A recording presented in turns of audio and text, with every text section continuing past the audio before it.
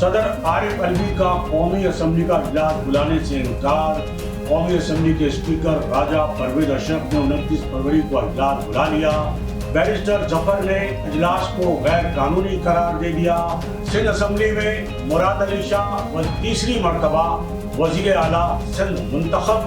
MQM Pakistan और PTI ने वजीर आला सिंध को मुबारकबाद दी और ताउन का यकीन दिला दिया। कराची को सिंध से अलग करने की बातें दिमाग से निकाल दें। MQM पाकिस्तान ने वफाक में मुस्लिम लीग नून की हिमायत से हाथ खींच लिया। GDA, PTI और दीगर अपोजिशन जमातें कल मंगल को यौम स्याह मनाएंगी। हिदायत जारी कर दी गई। सिंध निगरां सिंध काबीना के अलविदाई अजलास में वजीर आला और वजीर का झगड़ा।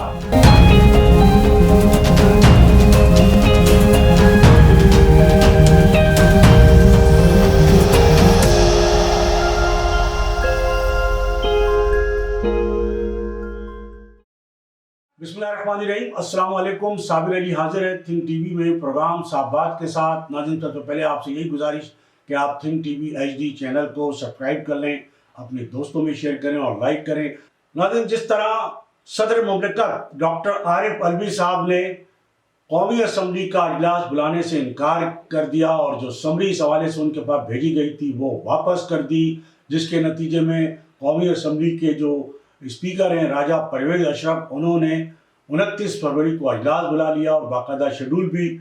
जारी जल्द करेंगे, जिसके तहत जो है वो नए स्पीकर, डिप्टी स्पीकर का इंतखाब होगा और अरकान हलफ उठाएंगे और इसके बाद वज़ीर आज़म का और दीगर अहदों का इंतखाब होगा। तो नाज़रीन, एक सदर मुमलिकत आरिफ अलवी साहब की जानिब से जिस किस्म का एक रवैया अख्तियार किया गया है, इसको नए जमहूरी दौर के आगाज़ में ही एक नए सियासी बहरान और एक नए आइनी बहरान से जो है वो ताबीर किया जा रहा है। और कहा जा रहा है कि सदर के इस मौक़िफ़ ने या सदर के इस इनकार ने आइंदा आने वाली जमहूरी हुकूमत के लिए एक नया इम्तहान पैदा कर दिया है। अब देखना यह है, एक तरफ तो ये कहा जा रहा है कि सदर डॉक्टर आरिफ अलवी को के पास सिवाय इसके अलावा कोई और चारा नहीं था कि वो कौमी असम्बली का इजलास बुलाते, लेकिन अगर उन्होंने कौमी असम्बली का इजलास नहीं बुलाया है तो ये इख्तियार राजा परवेज अशरफ स्पीकर कौमी असम्बली के पास है। लेकिन जो PTI से ताल्लुक़ रखने वाले बैरिस्टर अली जफर हैं, माहिर कानून हैं, उनका कहना यह है कि स्पीकर कौमी असम्बली को ये इख्तियार ही नहीं है। और ये बात जो साबिक सेक्रेटरी हैं इलेक्शन कमीशन ऑफ पाकिस्तान के कंवर दिलशाद साहब, उन्होंने भी अपनी माहिराना राय देते हुए ये कहा है कि इसकी स्पीकर के पास इस तरह का कोई इख्तियार नहीं है। ताहम उनका ये भी कहना है कि सदर मुमलिकत को यह इजलास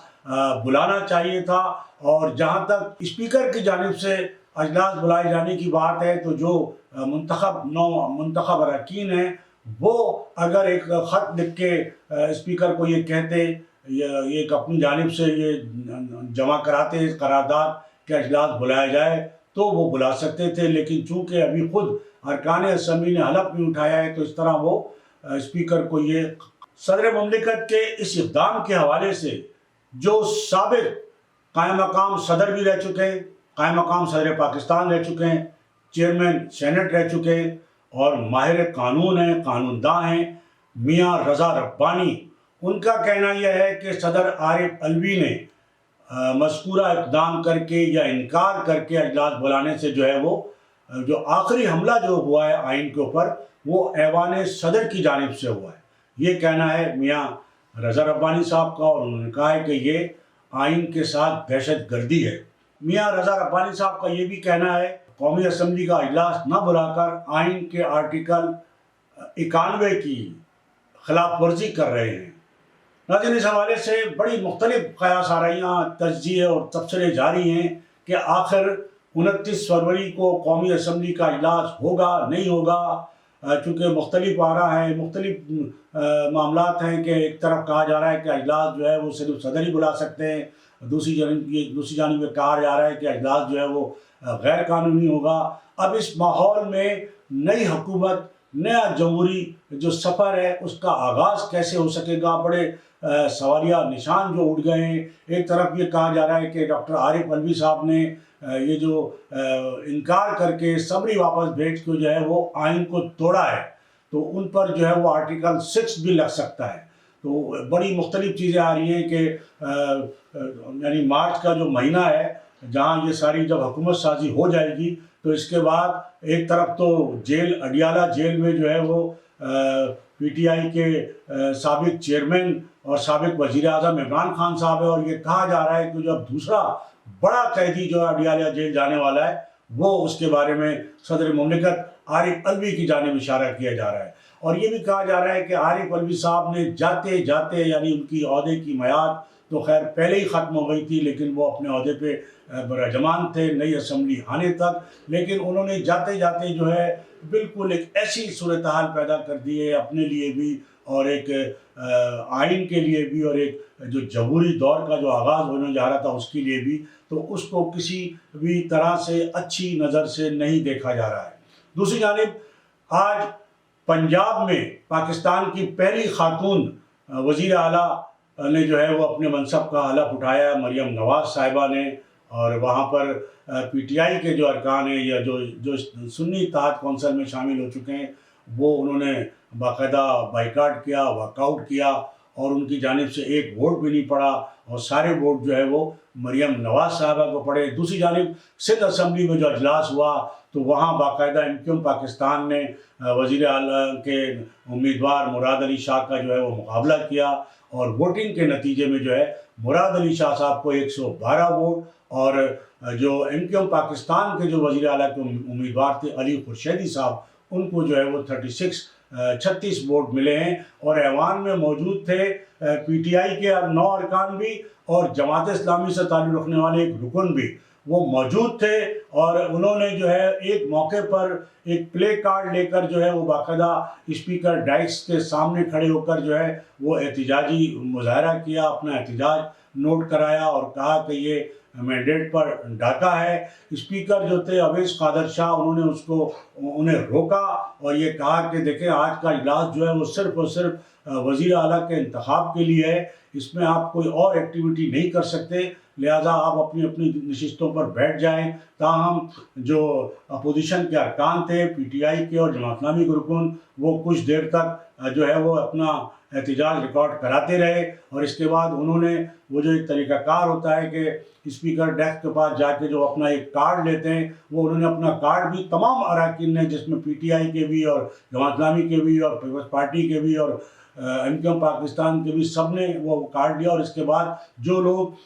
مراد علی شاہ کو ووٹ دینا چاہتے تھے وہ ایک جانب چلے گئے دروازے سے باہر، اور جو علی خورشیدی صاحب کو ووٹ دینا چاہتے تھے وہ دوسرے دروازے سے باہر چلے گئے، اور جس کے بعد جو ہے جب ووٹ کاؤنٹنگ ہوئے تو اس کے نتیجے میں 112 ووٹ مراد علی شاہ صاحب کو اور 36 ووٹ جو ہے وہ علی خورشیدی صاحب کو ملے۔ اور جو MQM پاکستان کے جو انتہائی سینئر ایک رہنما ہیں، ڈپٹی کنوینر ہیں، رکن سندھ اسمبلی ہیں، جو پہلے قومی اسمبلی کے رکن بھی رہ چکے ہیں، عبدالوسیم، انہوں نے MQM پاکستان کی جانب سے جو تقریر کی، خطاب کیا، انہوں نے وزیر اعلیٰ مراد علی شاہ کو منتخب ہونے پر مبارکباد دی اور کہا کہ وہ ان کے اچھے کاموں کی تعریف اور جو غلط کام ہوں گے اس کی تنقید بھی کریں گے، اور اچھے کاموں کے حوالے سے ان کا تعاون انہیں جاری رہے گا۔ اور اسی طرح جو خطاب کیا چونکہ وزیر اعلیٰ کے انتخاب کے بعد جو ہے جن جن لوگوں نے اپنے نام دیے تقریر کے لیے ان کو تقریر کی اجازت دی گئی، جس پر پی ٹی آئی کے جو رکن تھے ریحان راجپوت جو حیدرآباد لطیف آباد سے منتخب ہوئے آزاد رکن کے طور پر، جو پی ٹی آئی کی حمایت سے اور اب وہ سنی اتحاد کونسل میں، انہوں نے بھی تعاون کا یقین دلایا، مبارکباد دی۔ تاہم انہوں نے جب اس سے ہٹ کے موضوع سے ہٹ کے بات کرنے کی کوشش کی تو اسپیکر صاحب نے ان کو روک دیا، بلکہ اس حوالے سے جو سابق اسپیکر سندھ اسمبلی تھے آغا سراج الدین درانی صاحب، انہوں نے بھی جو ہے بیچ میں لقمہ دیا کہ وہ آج کے اس موضوع سے ہٹ کے کوئی بات نہیں کر سکتے۔ اسی طرح اور دیگر تمام لوگوں نے جو ہے وہ وزیر اعلیٰ سندھ کو مبارکباد دی۔ خود آغا سراج درانی صاحب جو سابق اسپیکر 10 سال رہے سندھ اسمبلی کے، اور انہوں نے کہا کہ مجھے آج 10 سال بعد بات کرنے کا موقع ملا، ورنہ تو میں تو اسپیکر کی کرسی پہ ظاہر ہے کہ سوائے اجلاس چلانے کے اور کام نہیں کرتا۔ آج میں ایک رکن کے طور پہ موجود ہوں، اور انہوں نے مراد علی شاہ صاحب کے لیے بڑے جو ہے ایک مزاحیہ انداز میں جو ان کا ایک عذرائے تفنن، ایک ان کا خاص جو ہے انداز ہے آغا سراج درانی صاحب کا، مزاح کا جو انداز ہے بات کرنے کا، اس نے کہا کہ اب میں مراد علی شاہ صاحب سے یہ کہوں گا کہ وہ لڈو ضرور کھلائیں اپنی اس کا تیسری مرتبہ کامیابی پر، جو جس میں پستے اور یہ وہ سارا انہوں نے ذکر کیا۔ تو یہ بڑا اس حوالے سے یہ ساری چیزیں رہیں، اور مراد علی شاہ صاحب نے بھی خطاب کیا، اور مراد علی شاہ صاحب نے کہا کہ وہ سب کو ساتھ لے کے چلیں گے، لیکن انہوں نے کہا کہ یہ بات اپنے دماغ سے نکال دیں کہ کراچی اور سندھ الگ ہے۔ انہوں نے کہا کہ کراچی کو سندھ سے الگ کرنے کی باتیں اپنے دماغ سے نکال دیں، یہ انہوں نے وارن کیا۔ یقیناً ان کا اشارہ جو تھا وہ MQM پاکستان کی طرف تھا۔ دوسری جانب ہم آپ کو یہ بتاتے چلیں کہ جو وفاق میں جو MQM پاکستان کے مسلم لیگ نون سے جو مسلسل مذاکرات ہو رہے تھے، ان مذاکرات کا ابھی تک کوئی نتیجہ نہیں نکلا ہے۔ اور جیسے کہ اس بارے میں بتایا جاتا تھا کہ جو شہباز شریف صاحب ہیں، جو وزیر اعظم کے امیدوار ہیں، ان کا یہ کہنا تھا کہ پہلے ہم جو دوسرے ایک تو اسپیکر کا انتخاب، ڈپٹی اسپیکر کا انتخاب ہو جائے، وزیر اعظم کا انتخاب ہو جائے، اس کے بعد ہم آپ کے جو مطالبات ہیں ان کو دیکھیں گے۔ تو ایک یہ بھی خبر سامنے آئی ہے کہ مسلم لیگ نون نے یا